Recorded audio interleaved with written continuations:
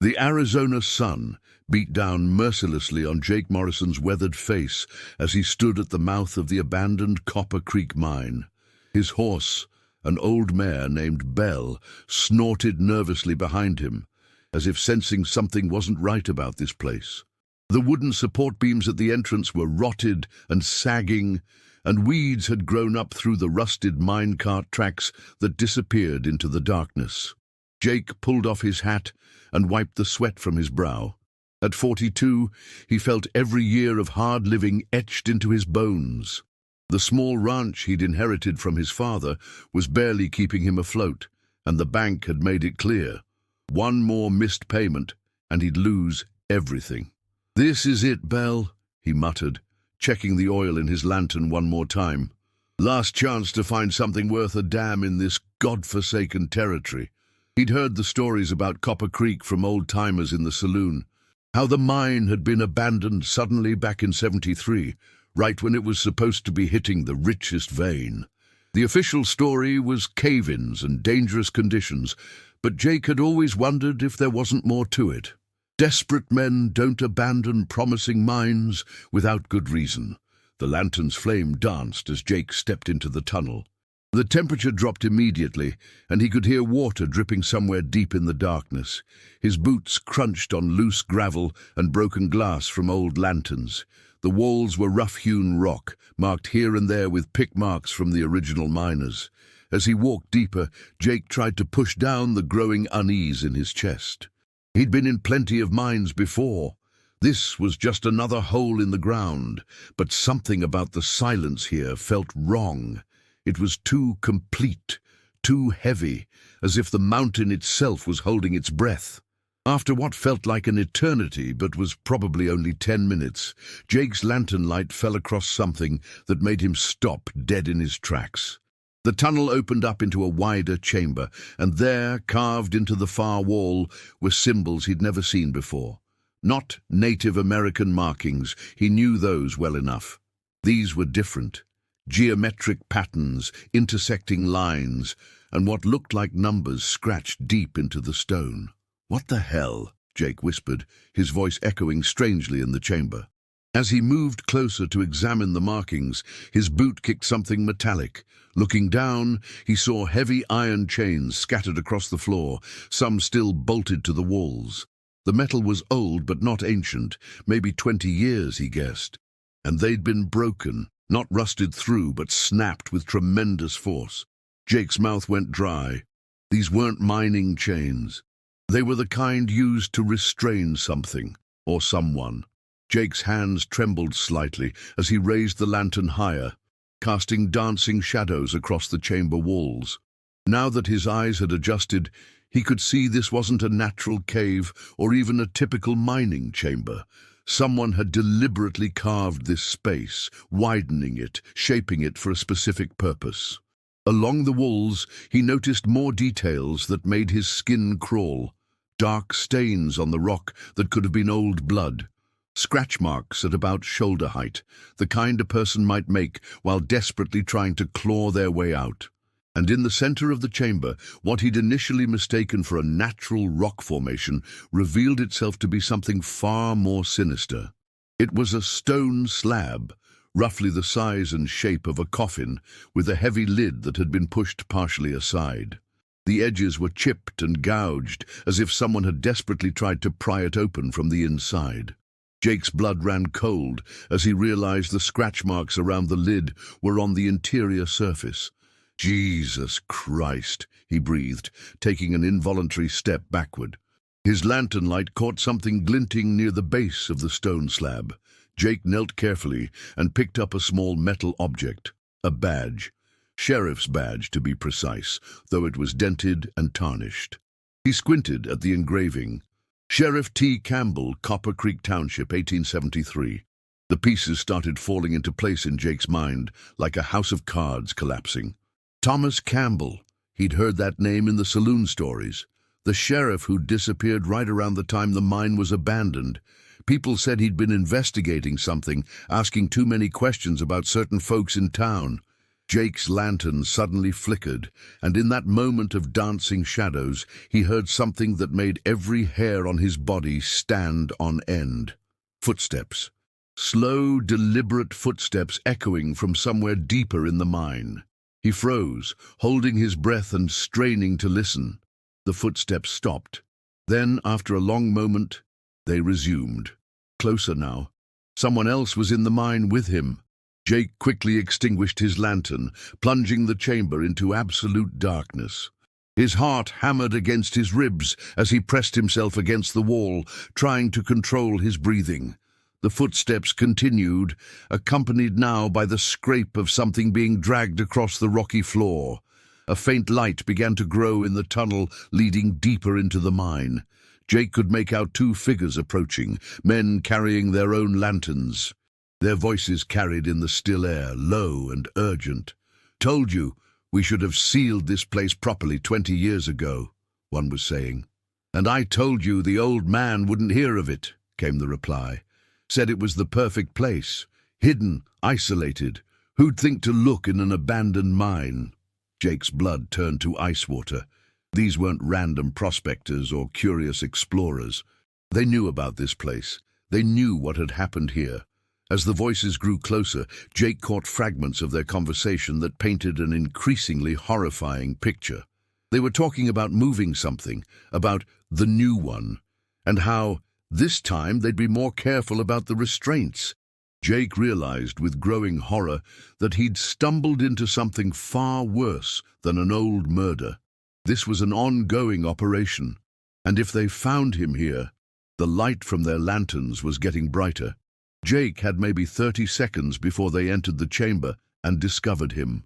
In the darkness, he felt around desperately for another way out, his hands finding what felt like a narrow passage leading off to his left. As quietly as possible, Jake began to feel his way along the passage, praying it led somewhere other than a dead end.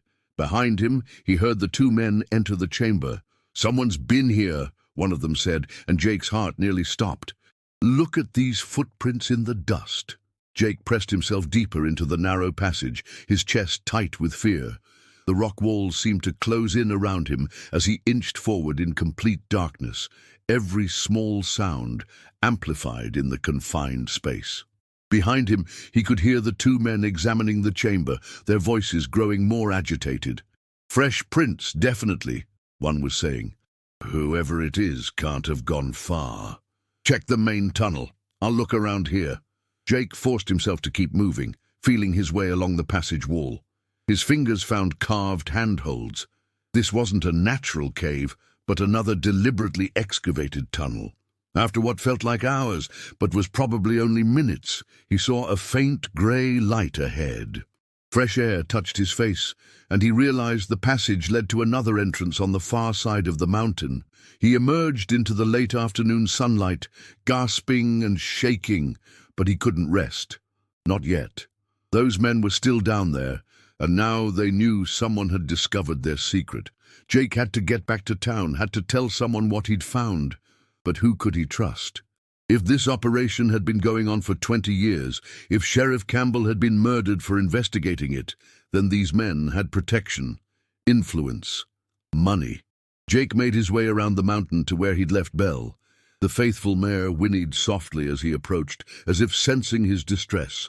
As he mounted up, Jake's mind raced. He needed evidence. Real proof of what was happening in that mine. The sheriff's badge in his pocket wasn't enough. Anyone could have planted that. That's when he remembered the symbols on the wall. In his terror, he'd almost forgotten about them. But now, as he thought back, he realized they weren't random markings. They were records, dates, initials, numbers, a ledger carved in stone. Jake knew he had to go back. Not into the main mine. That was too dangerous now, but maybe he could access that chamber through the passage he'd escaped from. Maybe he could get close enough to copy down those markings, to decode what they meant. As the sun set behind the mountains, Jake made camp in a grove of trees, about a mile from the mine. He didn't dare make a fire. The smoke might give him away. Instead, he sat in the growing darkness, planning his next move and trying to make sense of what he'd discovered. The more he thought about it, the more the pieces fit together. 20 years ago, Sheriff Campbell had disappeared while investigating something. The mine had been abandoned suddenly, and now, 20 years later, these men were still using it for something terrible.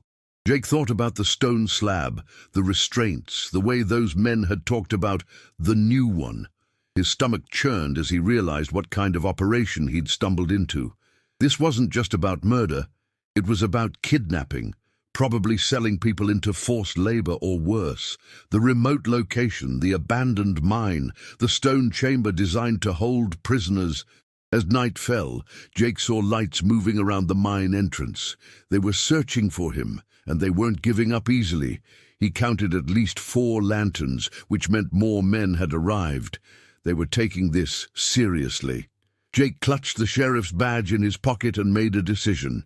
He couldn't go to the local law. For all he knew, they were part of it. But there was a U.S.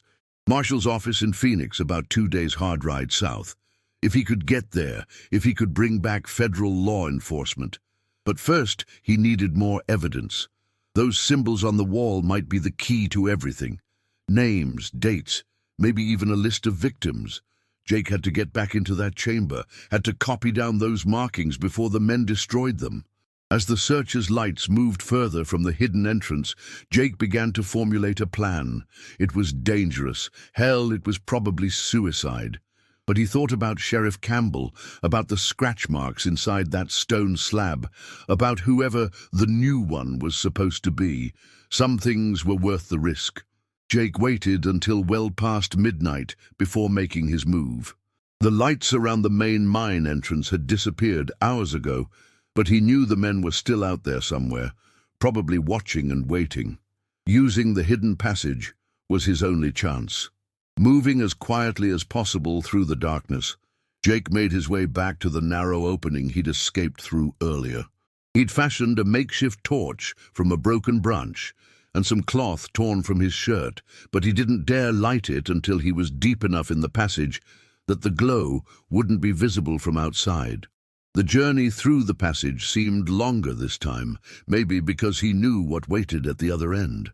When he finally reached the chamber, Jake paused and listened carefully. Silence.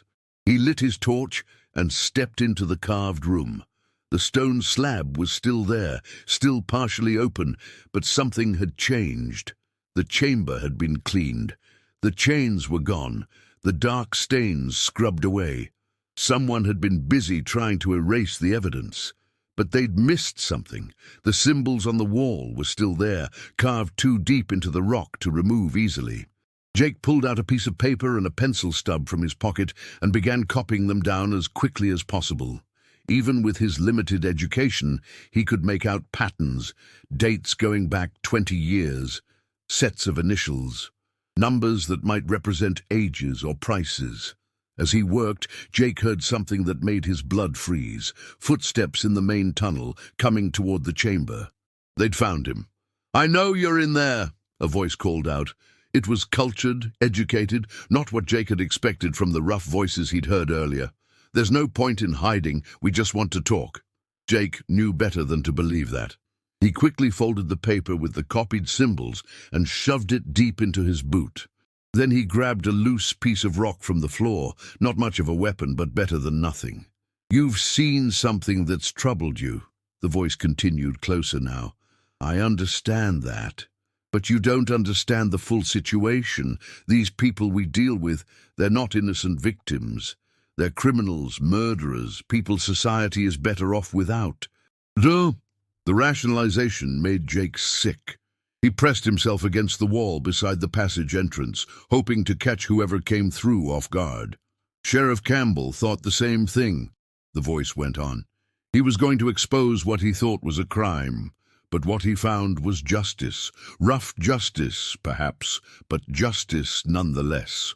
A lantern light appeared in the chamber entrance. Jake could see the silhouette of a well-dressed man, probably in his 50s, with a carefully groomed beard. Behind him, Jake caught glimpses of at least 2 other figures. "The people we bring here," the man continued, stepping into the chamber. "They're beyond redemption. murderers who've escaped the law, rapists who've bought their way out of trials. We provide a service that the official justice system cannot. Jake realized this man actually believed what he was saying. He'd convinced himself that kidnapping and murder were somehow righteous acts, the rationalization of a madman. The well-dressed man turned toward Jake's hiding spot as if he'd sensed his presence. "Come out, Mr. Morrison. Yes, we know who you are. Your financial troubles are well known in town. We might be able to help each other." Jake's grip tightened on the rock. They knew his name, knew about his debts. How long had they been watching him? "You see," the man continued, "we always need someone to help with the more physical aspects of our work. Someone strong, desperate enough to keep quiet. The pay is quite good." The casual way he said it, as if he were offering Jake a job hauling freight instead of participating in murder, made Jake's decision for him. He stepped out of his hiding place. "The only thing I'm interested in," Jake said, his voice steadier than he felt, "is seeing you hang for what you've done." The man's expression didn't change, but Jake saw his hand move toward his coat. "I was afraid you'd say that." What happened next was chaos. Jake threw the rock as hard as he could, catching the well-dressed man in the shoulder and sending his lantern crashing to the floor. The chamber plunged into near darkness, lit only by the flames from the broken lantern beginning to spread across the dry wooden supports. Jake dove toward the passage as gunshots erupted behind him. He felt a bullet whine past his ear as he squeezed into the narrow opening. Behind him, he could hear shouting and the growing crackle of flames. The passage had never seemed so long. Jake crawled and scrambled through the darkness, driven by pure terror and determination. The smoke was beginning to follow him, and he could hear his pursuers trying to squeeze into the passage behind him. When he finally burst out into the pre-dawn air, Jake didn't stop running. He made it to where Belle was waiting and mounted up, kicking the horse into a gallop toward town. Behind him, smoke was beginning to pour from both entrances to the mine. By the time Jake reached Copper Creek Township, the mine was fully ablaze. The old wooden supports, dry as tinder after 20 years, had turned the entire underground complex into a furnace. Whatever evidence remained of 20 years of murder and kidnapping was going up in smoke. But Jake still had the symbols he'd copied, folded safely in his boot, and he had Sheriff Campbell's badge. It wasn't much, but it was a start. 3 days later, Jake rode into Phoenix with a U.S. Marshal and a team of federal investigators. What they found in the ashes of Copper Creek Mine would shock the territory: bone fragments, metal restraints that had survived the fire. And in the well-dressed man's house in town, because Jake's description had led them straight to Judge Harrison Blackwood, they found records going back 20 years. Names, dates, payments received. A meticulous record of a vigilante operation that had grown into something far more sinister. What had started as misguided justice had become a business, with wealthy clients paying to have their enemies disappear. Jake never did find gold in that mine, but what he found was worth more than any amount of precious metal. Justice for Sheriff Campbell and dozens of other victims. And the knowledge that sometimes, when you're backed into a corner with nothing left to lose, you might just find the courage to do what's right. The reward money from the federal government was enough to save his ranch, and then some. But more importantly, Jake had saved future victims from disappearing into that stone chamber beneath the mountain. As he stood in the courthouse watching Judge Blackwood and his surviving associates being sentenced to hang, Jake fingered the old sheriff's badge in his pocket. Some secrets were too dangerous to stay buried, and some men, when pushed far enough, found strength they never knew they had. The morning sun cast long shadows across the Morrison ranch as Jake stepped out onto his front porch, a steaming cup of coffee in his weathered hands. 5 years had passed since that terrible night in the Copper Creek mine, but the memories still visited him in quiet moments like these. He'd grown accustomed to them, though. They were part of him now, woven into the fabric of who he'd become. The ranch looked different these days.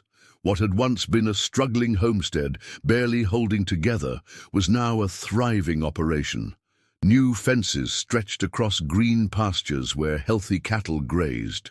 A fresh coat of paint brightened the barn, and the house itself had been expanded with 2 additional rooms. The reward money from the federal government had been the catalyst, but it was Jake's renewed sense of purpose that had truly transformed the place. "Morning, Mr. Morrison," called out Tommy Hendricks, one of the 3 ranch hands Jake now employed. The young man was leading a group of horses toward the corral, their hooves raising small clouds of dust in the crisp morning air. "Morning, Tommy. How's that mare's leg looking today?" "Much better, sir. Doc Patterson's treatment worked real well. She'll be ready for light work by next week." Jake nodded, taking another sip of his coffee. Dr. Patterson, the veterinarian he'd brought in from Phoenix, was just one of the many improvements that had come with prosperity. But more than that, Jake had learned to value the people around him differently. Every worker on his ranch was treated with respect and fair wages. He'd seen what happened when men were treated as less than human, and he'd sworn never to contribute to that darkness. The sound of an approaching wagon drew his attention to the main road. Jake recognized the driver immediately, Marshal William Clayton, the federal officer who had led the investigation 5 years ago. Clayton had become something of a friend over the years, stopping by whenever his duties brought him through the territory. "Jake!" Clayton called out, pulling his wagon up to the hitching post. "Hope you got coffee on. I've got news I think you'll want to hear." "Always do, Bill. Come on up." Marshal Clayton was a man in his 50s with graying hair and sharp blue eyes that missed nothing. He'd been the one to piece together the full scope of Judge Blackwood's operation, following the evidence trail that Jake's discovery had provided. As they settled into chairs on the porch, Clayton's expression grew serious. "They executed Blackwood yesterday," he said without preamble. "Finally worked through all the appeals. Wanted you to know before you heard it from someone else." Jake felt a complex mix of emotions wash over him. Relief, certainly. Justice had finally been served. But also a strange emptiness. Blackwood's death wouldn't bring back Sheriff Campbell or the dozens of other victims who had disappeared into that stone chamber. "What about the others?" Jake asked. "Dr. Millfield got life in prison. He's the one who kept the victims alive long enough for Blackwood's clients to decide their fates. Turned out he'd been doing it for the money. His gambling debts were enormous." Clayton paused, studying Jake's face. "The other conspirators, well, most of them met similar ends. Funny how quickly people turn on each other when the law closes in." Jake had learned over the years that Blackwood's operation had been more extensive than anyone initially realized. Wealthy men from across the territory, and even from back east, had paid substantial sums to have their enemies or business rivals disappear. What Blackwood had sold them was the illusion of righteousness, the fiction that their victims were somehow deserving of their fate. "There's something else," Clayton continued. "We found more evidence in Blackwood's papers. Turns out your Sheriff Campbell wasn't just investigating the disappearances. He'd figured out the whole network, had names, dates, financial records. If he'd lived to present his evidence, how many people might still be alive?" Jake finished quietly. "Exactly. But that's not your burden to carry, Jake. You did what one man could do, more than most would have dared." Dean, after Clayton left, Jake spent the rest of the morning working with his horses. Physical labor had always helped him think, and today his thoughts turned to the changes in himself over the past 5 years. The desperate, debt-ridden man who had entered that mineshaft was gone, replaced by someone more thoughtful, more purposeful. The reward money had been substantial, enough to clear his debts and rebuild the ranch. But Jake had done more than just restore his property. He'd used his newfound prosperity to help others in the community. He'd funded the construction of a new schoolhouse in Copper Creek Township, ensuring the teacher received a proper salary. He'd helped several struggling families avoid foreclosure by quietly paying their debts. And every year on the anniversary of Sheriff Campbell's death, Jake placed flowers on the lawman's grave and donated money to support the widows and orphans in the area. That afternoon, Jake rode into town for supplies. Copper Creek Township had changed too. growing more prosperous as word spread about the improved security and honest law enforcement. The corruption that had festered under Blackwood's influence was gone, replaced by Marshal Clayton's appointed deputies and a new judge from the territorial capital. At the general store, Jake encountered Mrs. Eleanor Davidson, the town school teacher and one of the most respected women in the community. She was a widow in her 30s, with kind brown eyes and an intelligence that Jake found increasingly appealing. They'd been quietly courting for the past year, though neither had made any formal declarations. "Jake," she greeted him with a warm smile. "Perfect timing. I was hoping to speak with you about the school's spring festival." "Of course. What do you need?" "Well, we're planning to honor Sheriff Campbell with a proper memorial this year.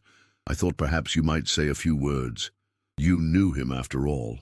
Jake hesitated. The truth was, he'd never actually met Thomas Campbell. The sheriff had been dead for 20 years by the time Jake found his badge in that terrible chamber. But in another sense, Jake felt he knew Campbell better than almost anyone. He'd held the man's badge, seen the evidence of his courage, understood the price he'd paid for trying to do what was right. "I'd be honored," Jake said finally. That evening, as Jake sat on his porch watching the sunset paint the mountains gold and purple, he reflected on the strange turns his life had taken. 5 years ago, he'd been a man with nothing to lose, driven by desperation into a situation that should have killed him. Instead, it had revealed something in himself he'd never known existed, a capacity for courage, for doing the right thing, even when it seemed impossible. The nightmares still came sometimes, dreams of that stone chamber, of the scratch marks on the walls, of the voices of men who could justify anything to themselves. But they came less frequently now, and when they did, Jake reminded himself of what had come after. The investigation that followed his discovery had not only brought justice for past crimes, but had prevented countless future victims. Marshal Clayton had told him once that they'd found evidence of plans to expand the operation, to set up similar justice chambers in remote locations across 3 territories. Jake's accidental discovery had stopped all of that. Belle, now getting on in years, but still his most trusted companion, wandered over to the porch and nuzzled his hand. Jake scratched behind her ears, remembering that terrifying night when she'd waited patiently while he faced the darkness underground. "We did good, didn't we, girl?" he murmured. The next week brought the school festival and the memorial ceremony for Sheriff Campbell. Jake stood before the assembled townspeople, holding the tarnished badge he'd found in that chamber 5 years ago. He'd cleaned it carefully, but left the dents and scratches. They were part of its story. "Sheriff Thomas Campbell died trying to protect this community," Jake began, his voice carrying clearly across the crowd. "He saw injustice and couldn't turn away from it, even though he knew the danger. That kind of courage, the courage to do what's right when everything tells you to stay quiet, to look the other way, that's what built this territory and what keeps it strong." Jake paused, looking out at the faces before him. He saw Marshal Clayton, nodding approvingly. Mrs. Davidson, her eyes bright with unshed tears. Tommy Hendricks and his other ranch hands, listening intently. These were good people, honest people, the kind worth fighting for. Campbell never got to see justice done, Jake continued, but his sacrifice wasn't in vain.